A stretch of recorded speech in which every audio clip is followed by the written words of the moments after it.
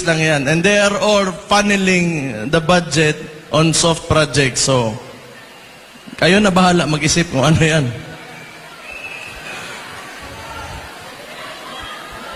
Ikaw, Bongo. Kumpare ka.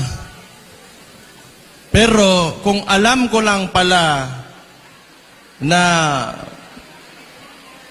magkakaganito, yung mga tao, yung nagboto kami, mga Dabawinyo, nagboto kami sa Imuhabong. Kung alam ko lang na ganito lang pala yung gagawin mo, sana hindi na lang.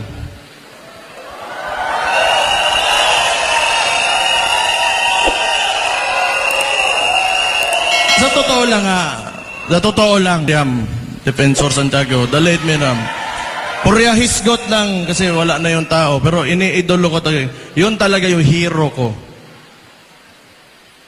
Pero unfortunately for us, mas napabilib pa ako nitong si Risa Contiveros kaysa ni Bong. Kasi ever since talaga, nasa previous administration, kalaban yan hanggang ngayon consistent yan at di talaga natatakot yan. Pero, maglalagay tayo ng mga you have time pare, Bong, na kahit you have time to redeem yourselves.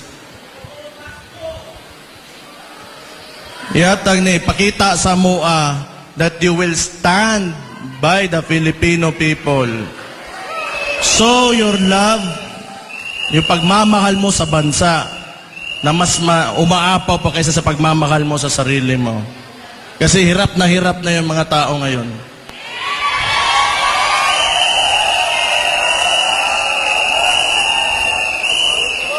Ikaw pa naman, pramisan ka ng 20 pesos na bigas.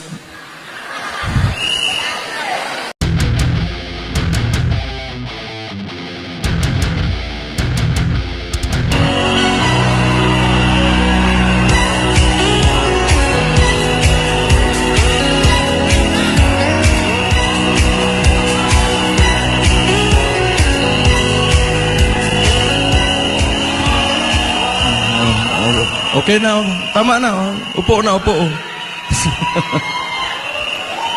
Kumusta kayo mga Kapampangan?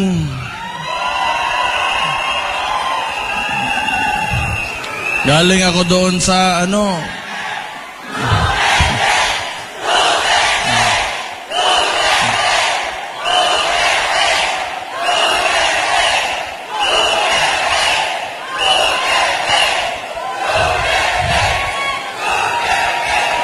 bago ako, yung tumulong na mangyari itong rally natin, yung hakbang ng maisog. Pinatunayan nyo talaga na ang mga Kapampangan hindi takot at maisog.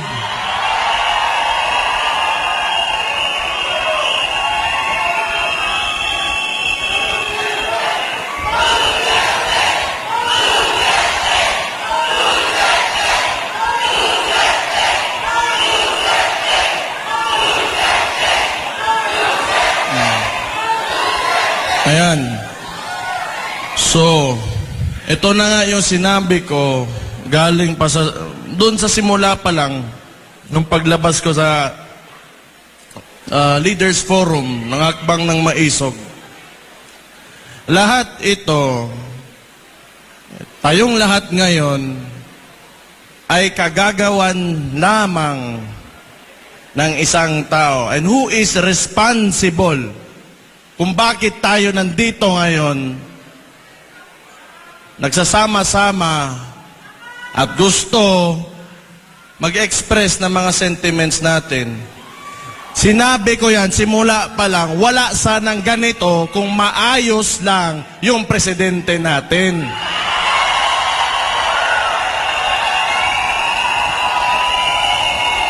Pero, nagulat ako ngayon kasi walang mga dump truck, walang Mga dump truck.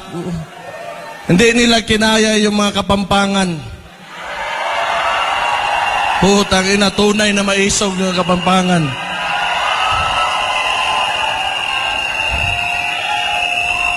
Pumunta kaming Dumaguete. Bigla na may mga dump truck. Simple lang naman yung hinihingi namin. Hindi naman siguro lahat ng tao o may tao sa mundong ito na tama lahat ng ang ginagawa. Yung gusto lang natin is the right to express ourselves. At yun na lang yung hinihingi natin, ayaw pa. Baka ang sunod niyan, hindi na tayo pwedeng huminga. Ano bang problema talaga ng... It's a very confusing administration, actually, sa totoo lang. Hindi ko maintindihan yung mga kilos o mga ginagawa. Parang ako mayor ako ng Davao. Ako si Sebastian Duterte, yung mga hindi ako kilala ha. Ako yung mayor ng Davao. Ngayon,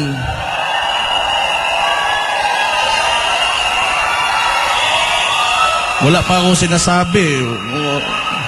Sandali lang, pagsalitain na naman ako. Yung kaya ganito ha.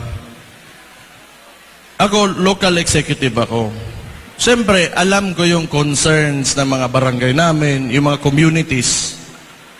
Ang problema, dahil siguro, kasi nagsasalita nga ako, not really against, but I'm just pointing out, tinuturo ko lang naman yung yung mga kailangan ayusin. Kung tingin nyo against ako, di wala akong pakialam. If you take it, negatively, wala akong pakialam. Pero hindi pwede na hindi tayo magsalita.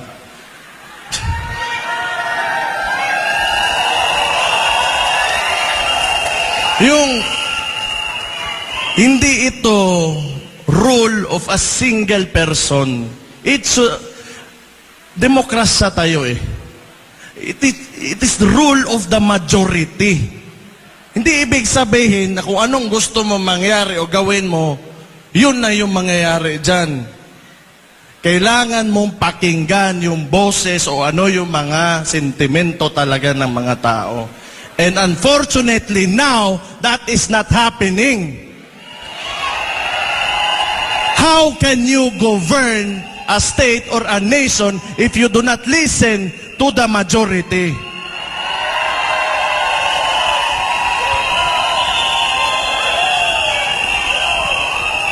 Ang style nito, ewan ko lang, ha? Pero, teorya ko lang. Palagay ko, siguro, ang iniisip nila, kasi matagal to nag-upo, yung pamilya nila eh. 20 years, more or less 20 years yan, yung tatay niya, nagkaroon tayo ng authoritarian regime. Siguro, may gusto talaga to na maibalik yon. Kasi sa ginagawa niya ngayon, hawak nila lahat. Ito mainstream media, wala na yan. Wala na yan. Lahat ng formula na ginagawa nila before, they are attempting to do it now. Noon, siguro, 1970s, magagawa mo yan. Walang social media, and mga tao, medyo, hindi, mahirap yung connectivity. O ngayon, sinusubukan na naman nila ulit. Ang gusto niyan, monarkiya.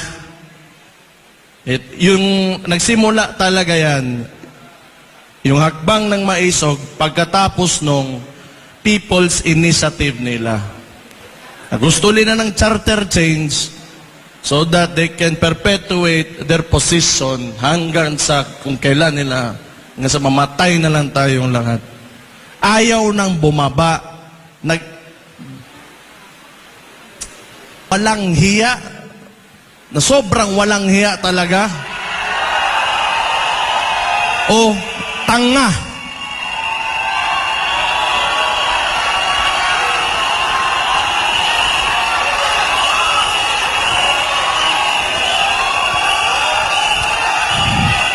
Kung gusto nila na sila-sila lang, sabihin na natin, marami naman paraan yan. Kung gusto nilang ayaw bumaba o gusto nila sa kanila pa rin yung susunod na maging presidente, kanilang manok. O di, magtrabaho ka. Bakit mo utuin yung mga tao, papipirmahin mo, tapos magbibigay ka ng ayuda na may mukha nyo pa? Utang ina ninyo.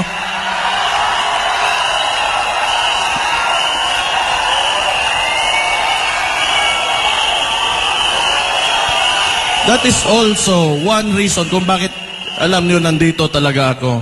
Because I do not agree yung traditional politics talaga. I'm sorry kung maraming matatamaan. Ako, mayor man din ako. Andyan din yung picture ko. But it's time for us to move on. Hindi ibig sabihin, may bigas dyan, nandyan yung mukha mo, sa kanya yan. Pera ng tao yan. Putang ina.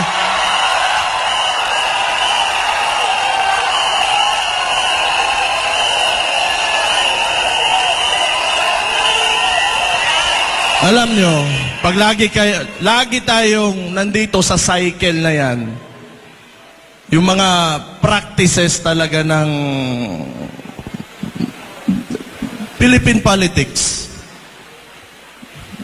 pa-picture-picture, kada may magbigay ng pera sa mga kailangan, may picture talaga nakaabot, ipopost, kunwari sa kanya yung pera na yon, hindi naman talaga.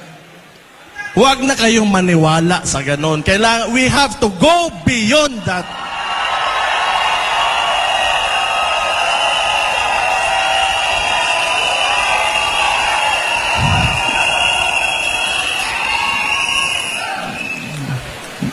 Pero palagay ko ngayon, parang nahiya, nawala na yung mukha ni... Nahiya rin. Meron din palang hiya.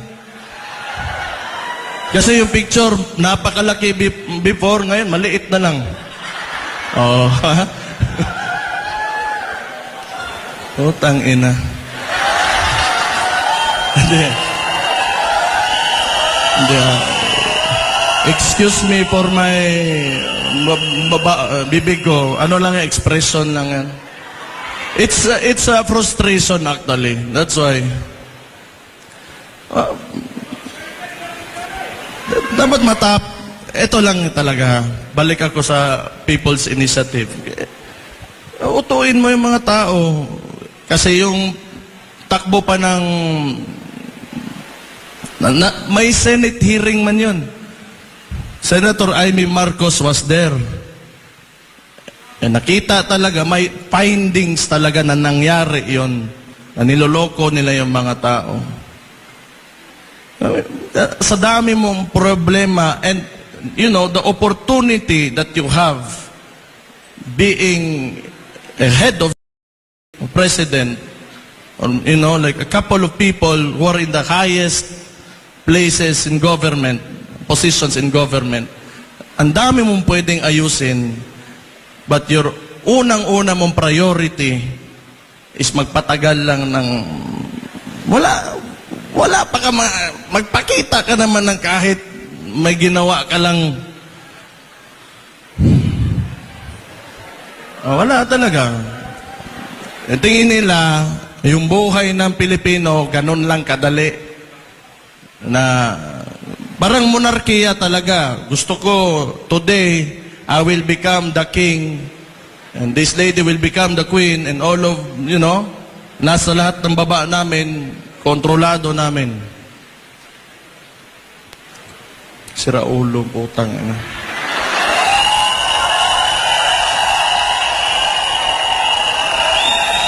Tingin nyo ba normal yan? Kaya nga, either makapal talaga yung mukha mo na ayaw mo dumaan ng election or tanga ka, hindi ako ang nagsabi nun.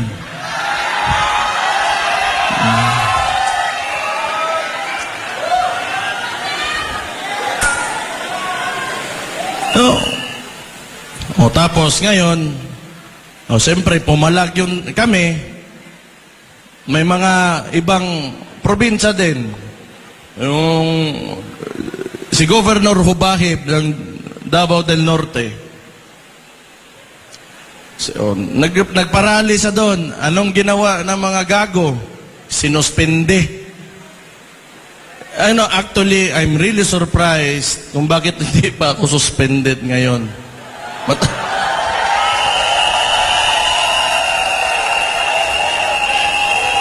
Siguro,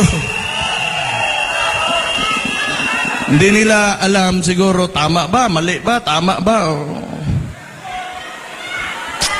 Pero, okay lang din. I-suspend nila ako, okay lang. Libre yun na bakasyon. Yung mga anak ko, mapasal ko, wala ko iisipin. Hindi na ako mag-take ng leave. Pero, rumors lang din naman yun. Sinuspende nila si Governor Hubay pagkatapos ng hakbang ng Maisog. Kasi, sa kanila, hindi pwede na magsalita ka. Hindi pwede na may ibang tama or may punto ka. Kailangan sila lang yung tama lagi. Saan yung utak nito mga to?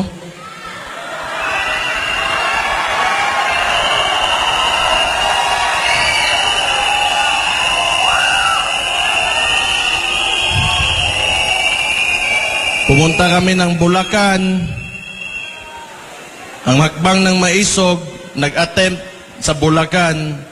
Hindi natuloy, ang dami nilang exhibition, gamit pa yung mga tao sa gobyerno. Sa Dumaguete, it was the same thing. Pumunta kami ng hakbang ng Maisog, andon, kasama si former President Rodrigo Roa Duterte. Nilagyan nila ng mga truck yung part kung saan dapat yung demonstration. So, bakit ganun ba kasupot talaga yung mga galawan ng itong mga to? Di na lang pwedeng hayaan na lang. Maglaro lang kayo ng patas. So, matotal, wala man talagang masasaiyo ang lahat nitong mundong ito. Walang ganun. Walang ganun. Kahit kung sabihin mo, napakagaling mo, may isa talaga, 2 tao dyan na will disagree with you. And hindi pumapasok sa utak nila. Kaya nga, hindi ko sobrang extreme yung thought process ng mga tao na ito. Pagkatapos Dumaguete, so kailangan naming lumabas, lumipat, yung mga tao naglakad pabunta sa ibang park kung saan tinuloy yung demonstration. So, pahihirapan ka talaga nito nila. Pagkatapos naman, yung malala sa Tacloban, ginawa nila, naglagay pa rin ng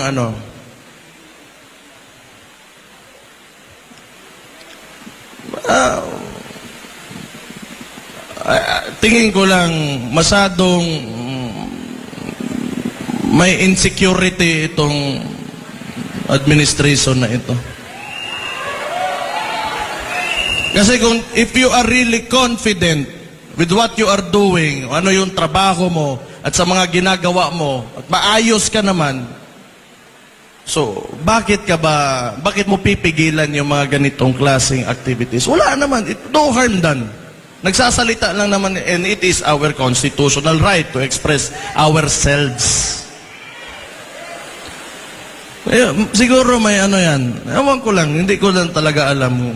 Kasi hindi rin naman talaga itong si BBM, yung klase ng presidente na he will address, like current issues. Napansin ko lang, pinipili niya lang. And it's, a lot of this, itong nangyari dito, alam ko yan kasi mayor ako. Isipin na lang natin, nasa isang barangay, may nangyayari na ganito. Then it will be, paano natin para matapos na lahat at mapayapa tayo ang lahat. Pero wala akong makitang attempt talaga from this administration na gawin yon. All they do, pagkatapos ito, marami na naman yung mangyari sa Davao. Katulad nung, ito talaga. Ako, mayor ako. Ayaw ko yung mga tao sa Davao, bangag. Ayaw ko ng drugs, di ba? Ayaw ko ng mga tao doon kumakain ng sabo o ano-ano dyan. So, wala naman talagang sinabi ko, I'm declaring war on drugs. This city is against drugs. O anong ginawa nila? Nirelieve nila 36 ka pulis. Wala naman ako inutusan. Tanga talaga.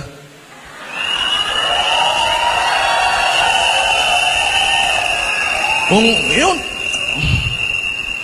kaya nga, it's really confusing. Hindi naman masama yung intention ko na, siguro masama kung involved ka in illegal drugs. But, for the people na ayaw nila na kumain ng sabo yung anak nila, yung kapatid nila, ayaw nila mag-shrink yung utak, bakit, why is it an issue for them? Itong DILG. Bakit ang dami nyo maniobra para...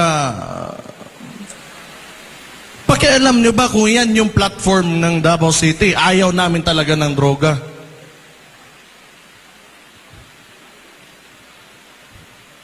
What? So, does it mean that you are supporting illegal drugs?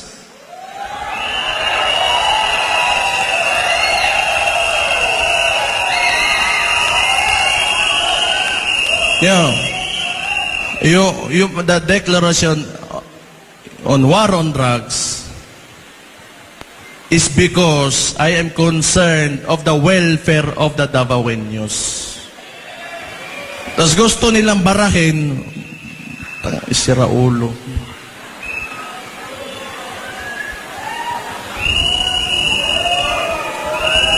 Ang daming, tapos read, eto pa, ang nangyari doon, yung ginawa nila sa property ni Pastor Kibuloy,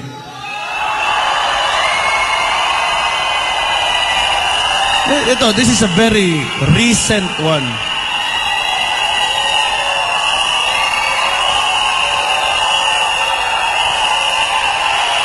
Makinig kayo. Dali lang.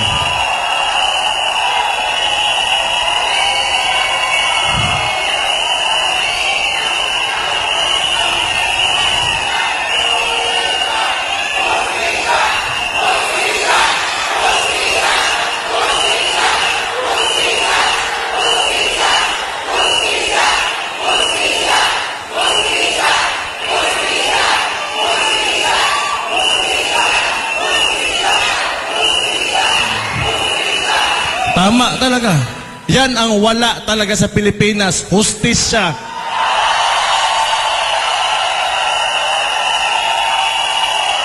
Mr. President, pakinggan mo yung mga tao mo.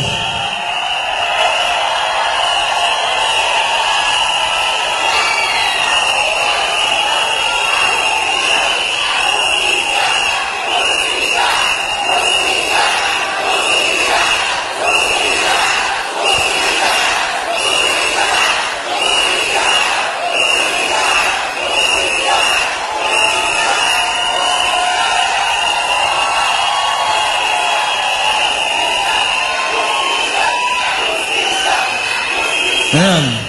Oh, kanino kagagawan to? Huwag niyo sabihin yung regional director. Oh, huwag niyo sabihin ako. Huwag niyo sabihin yung Chief PNP. 3 rehiyon ng mga police andon just to apprehend one person. Excessive show of force talaga. What? Are you trying to intimidate us? Mahiya naman kayo, putang ina nyo. Ang mga tao ang naglagay sa inyo dyan.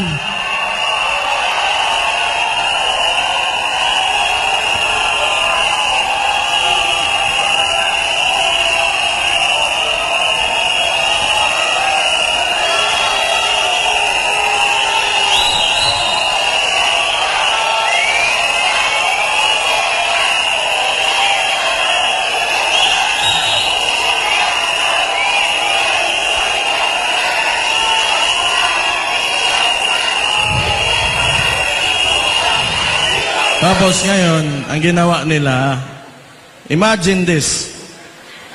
Pagkatapos ng mangyari yon, hindi siguro nila nakuha yung gusto nila, nirelieve nila yung mga polis na sila rin naman nag-utos.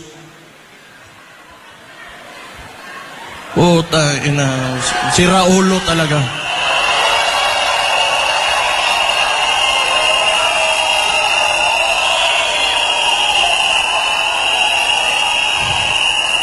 Kinontradict lang nila yung kagagawan nila. Kinokontradict lang talaga nila sarili nila. Tapos ipapalabas nila, wala naman talaga tong ginagawa itong administration na to. Alam nyo saan magaling to?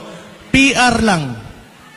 Lagi lang, kasi hawak nila mainstream media. Lagi, gusto nilang utuin yung sarili nila na everything is alright and walang problema.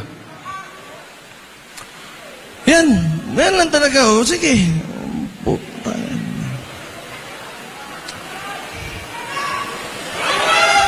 Tapos gusto pa ng...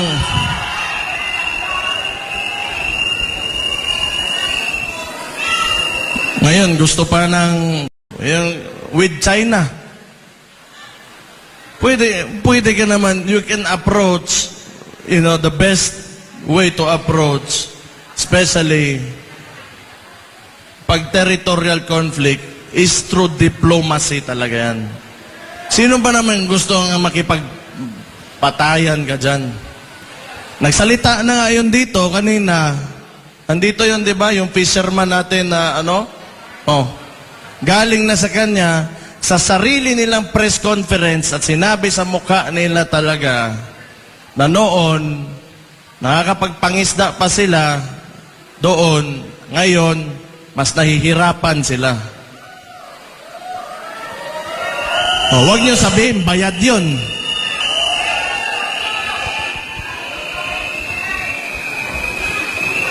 Kailangan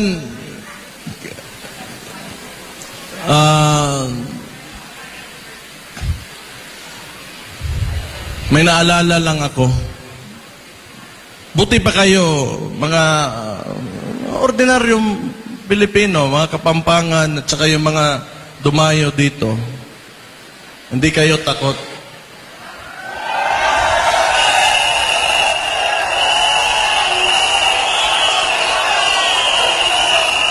Pero, tingnan natin yung Congress natin ngayon at yung Senado. May maisog ba? Ni isa wala. Sabagay, ang lehislatura, mukhang pera talaga yung mga yan. Sana wag lang sila magalit kasi totoo naman. Mukhang pera na. Hindi siguro lahat, pero mukhang pera yung mga yan. Kasi power, the legislative body is the power of the purse. Diyan dumadaan lahat ng pera eh. So, lahat ngayon, soft projects, katulad nung isang, may video, sa Davao, sa Digos, May binigay na ayuda, kinuha ng barangay yung 8,000, ang binigay doon sa recipient is only 2,000. So, pag soft projects talaga, mabilis lang yan. And they are all funneling the budget on soft projects. So, kayo na bahala mag-isip kung ano yan.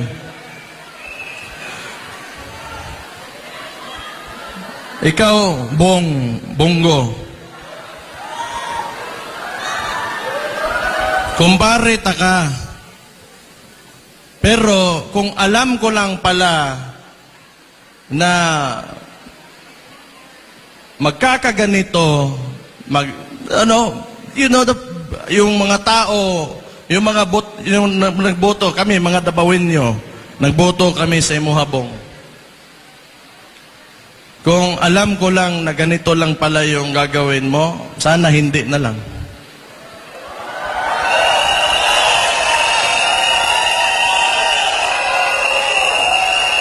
Sa totoo lang, ako, yung iniidolo ko talagang senador, si Miriam Defensor Santiago, the late Miriam. Purya hisgot lang kasi wala na yung tao, pero iniidolo ko talaga. Yun talaga yung hero ko.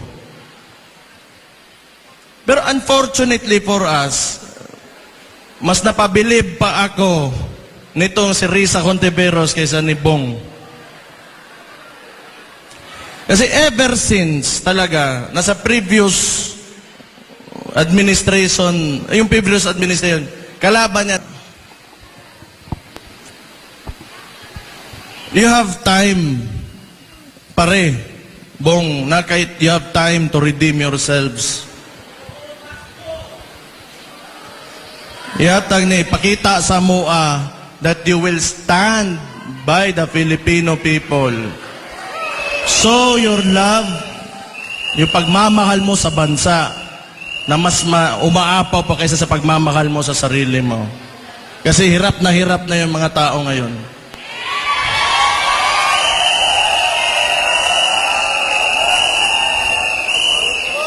Ikaw pa naman, pramisan ka ng 20 pesos na bigas.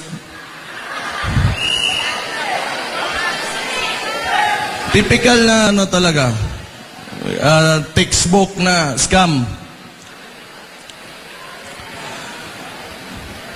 Ala, talaga,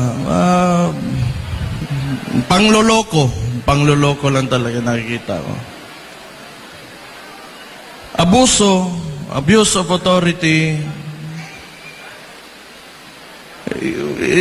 lahat ng pinapakita ng administrasyon na to is not a good example, for our current leaders and our future leaders. Kung yan yung pinapakita na ugali, kultura, and ways of handling government, then kawawa naman yung Pilipinas talaga. Kawawa naman. Sana naman matapos na itong yung practices ng mga trapo talaga. Nakakapagod na rin. Sa tagal na panahon, yung problema talaga ng Pilipinas, alam nyo, corruption talaga. Corruption talaga. Magandang gawin, naiisip ko, ibalik mo yung death penalty, isama mo yung corruption, plunder, bribery. Tingnan natin kung may tatakbo ba andyan sa Congress at Senado na yan.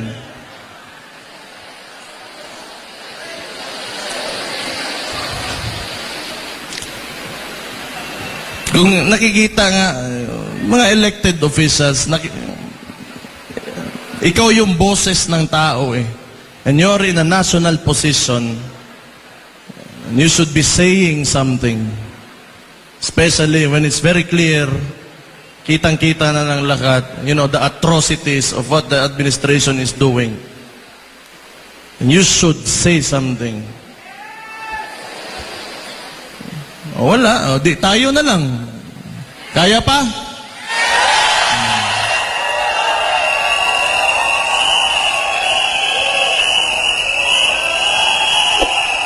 alam nyo, hindi ako naniniwala na hindi kaya talaga ng Pilipino. Kailangan lang talaga may faith lang kayo, may paniniwala lang kayo na maiangat talaga natin yung bansa natin. Kasi kung hindi, wala sana tayo ngayon dito. Kasi mas gusto pa natin na mas maganda pa talagang kinabukasan para sa ating lahat, sa bawat Pilipino. And thank you for being with me tonight dito sa Pampanga, sa Hakbang ng Maisog.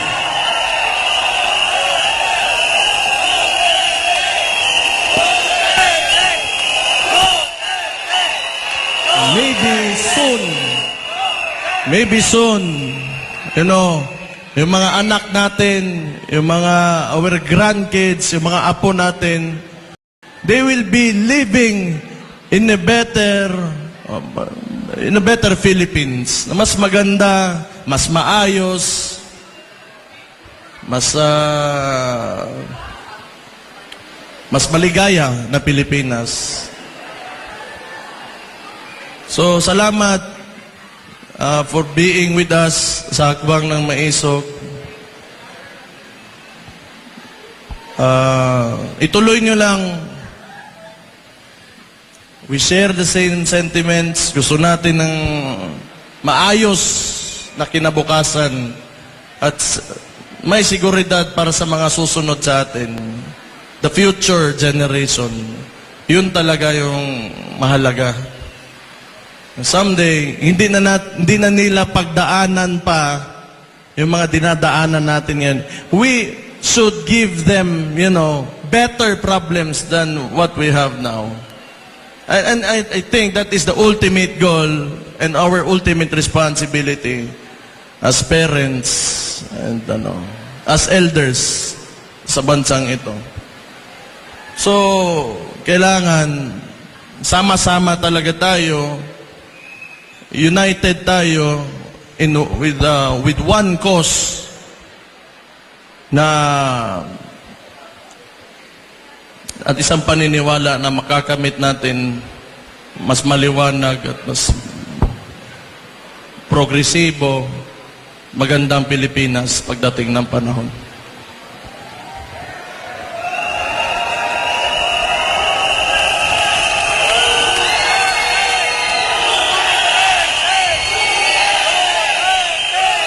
Ako,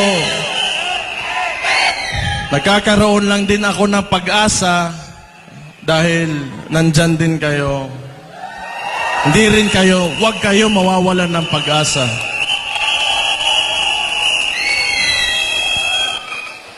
Okay na yun. Tama na, marami pa magsasalita. Pero, you fight for your country.